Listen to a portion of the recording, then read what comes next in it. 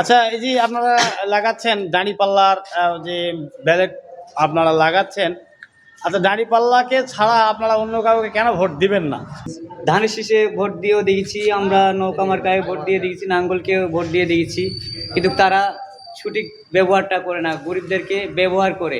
তারা ন্যায্য অধিকারটা দেয় না, এবং কি তারা নিজের পকেট পুঁজি নিয়ে ব্যস্ত থাকে। কারণ কি তৃণমূল পর্যায়ে গেলে দেখা যায় সব অধিকার তাদেরকেই ভাগ বাটোয়ারা করে দেয়, আর গরিব মানুষদেরকে এ খালি ব্যবহারই করে, তাদেরকে ন্যায্য অধিকারটা দেয় না। এই জন্য আমরা চেষ্টা করছি সকলেই মিলেই, এই জন্য আপনারা দাঁড়িপাল্লাতে ভোট দেবেন। দাঁড়িপাল্লাতে সবাই। আচ্ছা, আপনারা যে যে কাজ করতেছেন এখানে কি কাজের আপনাদেরকে মূল্য দিচ্ছে নাকি আপনারা নিজে ইচ্ছে না, করতেছেন? আমরা নিজের ইচ্ছায়, আমরা বিনা টাকায় আমরা কাজ করতেছি। আমরা বিনা টাকায় কাজ করতেছেন। জি। আসলে এবারে এটা নওগাঁ 47-2 আসন নাকি? জি। এখানে ইঞ্জিনিয়ার এনামুল হক যে নাম আমরা দেখতেছি, এনার সম্ভাবনা কতটুকু?